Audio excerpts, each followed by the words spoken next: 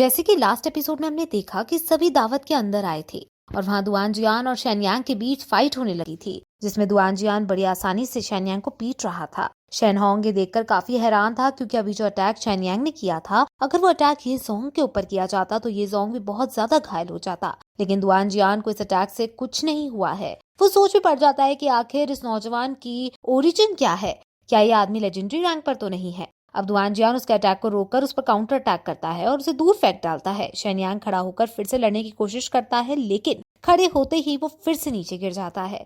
चारों तरफ सभी लोग दुआन जियान को देख रहे थे और एक अजीब सा सन्नाटा वहां छा जाता है। मास्टर येजियो कहते हैं कि इस आदमी ने सीक्रेट फैमिली के गोल्ड लेवल प्रैक्टिशनर को हरा दिया है। ये आदमी बहुत ज्यादा खतरनाक है। शेनयांग ने इसके ऊपर फायर ऑफ पाम टेक्निक का यूज किया है, लेकिन इस अटैक से दुआन जियान को एक खरोंच तक नहीं आई है। फायर ऑफ पाम ऐसा अटैक है जिससे पूरी की पूरी सेना को हराया जा सकता है। मास्टर येजू को खुश होना चाहिए था, लेकिन उन्हें टेंशन इस बात की थी कि कहीं ये आदमी सिटी लॉर्ड से भी ज्यादा ताकतवर ना हो और कहीं सिटी लॉर्ड को सरपास ना कर दे, क्योंकि अगर ऐसा होगा तो ये जोंग इंफीरियर हो जाएंगे और प्रजा ये जोंग की बात मानना बंद कर देगी। लेकिन मास्टर येजू जब ये देखते हैं कि दुआन जियान सिर्फ नियली की बात मानता है और वो नियली के लिए काम करता है, तो उन्हें राहत मिलती है। नियली के पास अब एक ऐसी शक्ति है जो इससे बड़े योद्धा से बचा सकती है। अब नियली सोचता है कि भले ही दुआन जियान गोल्ड लेवल पर हो, लेकिन उसकी गोल्ड लेवल की पावर ही काफी ज्यादा खतरनाक है और वो शेनयांग ऐसे आदमियों को आसानी से मार सकती है। अब दुआन जियान शेनयांग के पास उसे जान से मारने के लिए जा रहा था, लेकिन नियली को लगता है कि अभी समय नहीं आया है। इसलिए दुआन जियान जब शेनयांग को मारा होता है तो नियली दुआन जियान को रोक लेता है। टीचर ये देखकर काफी डर जाती है और उसके पैर लड़खड़ाने लगते हैं। आसपास की फैमिलीज जब ये देखती है तो वो भी काफी ज्यादा हैरान हो जाती है। हुयान लैंड्राओ के फादर भी दुआन जियान को देखते हैं और वो भी दुआन जियान के इस पावर से हैरान थे। वो सोचते हैं कि इतने ताकतवर तो सिर्फ दो और योद्धा हैं। ये तीसरा योद्धा नियली के साथ है, लेकिन नियली ने हमें इसके ओरिजिन और इसकी फैमिली के बारे में कुछ नहीं बताया है। आखिर भला ये है कौन?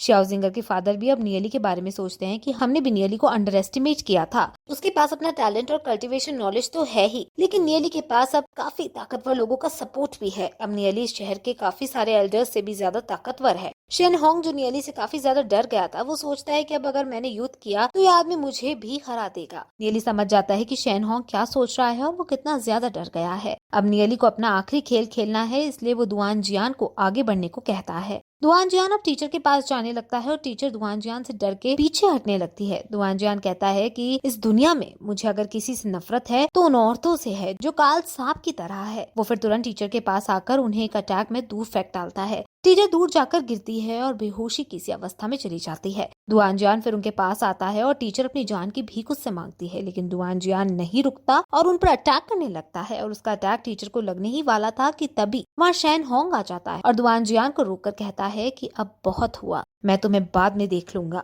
दुआन जियान समझ जाता है कि शेनहोंग और नियली ने इन्हीं के बारे में उसे बताया था। शेनहोंग कहता है कि टीचर और शेनफाई ने यहाँ सबको परेशान किया है और मैं उन दोनों की तरफ से आप सभी से माफी मांगता हूँ। नियली समझ जाता है कि शेनहोंग डर गया है और वो अब सिचुएशन को ठंडा करना चाहता है, लेकिन वो अब आगे क्या करता है, नियली को ये देखने में इंटरेस्ट है। दुआन जियान नियली की तरफ देखता है और इशारों में पूछता है कि उसे क्या करना चाहिए। नियली दुआन जियान से रुकने को कहता है और अब शेनफाई तुरंत वहाँ आकर टीचर को संभालता है और उन्हें ले जाता है। शेनहोंग शेनहैंग बुलाकर वहाँ से ले जाने लगता है, लेकिन तभी जाते जाते वो चुपके से दुआन जियान से कहता है कि तुम बहुत ताकतवर हो, लेकिन तुम क्यों इस नियली के गुलाम बने हुए हो? ये बड़ी दुख की बात है कि तुम एक गुलामी की जिंदगी जी रहे हो। तुम्हारे हालात बदल सकते हैं, बस तुम्हें दावत के बाद चुपके से सीक्रेट फैमिली के अंदर आना होगा। दुआन जियान को समझ नहीं आता कि आखिर शेनहोंग क्या कहना चाहता है। अब नियली श्याओजिंगर से हंसकर कहता है कि अब सभी कांटे हट गए हैं और दुनिया में फिर से शांति आ गई है। अब श्याओजिंगर के फादर नियली के पास आकर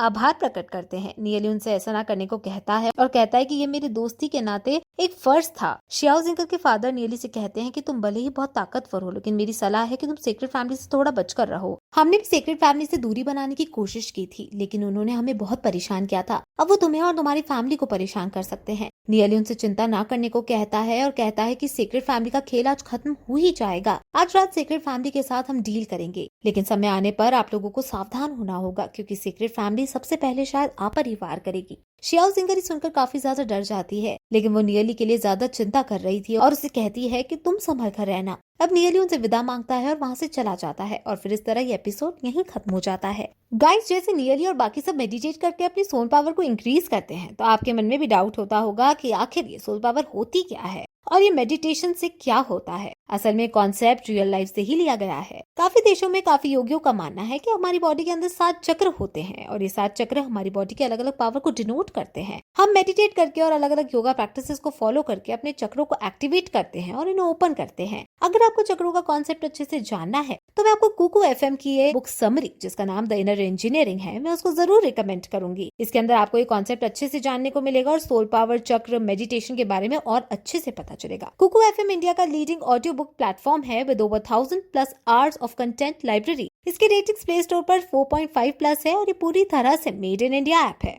आपको यहाँ वास्ट लाइब्रेरी ऑफ नॉलेज मिलेगा एंड डिफरेंट जर्नल्स के audio books and book summaries मिलेंगे। कुकू एफएम पर फेब एंड सेल चल रहा है from 22 to 28 February. You will get exclusive 50% off if you use the coupon FEB50. Link description and comment box में है।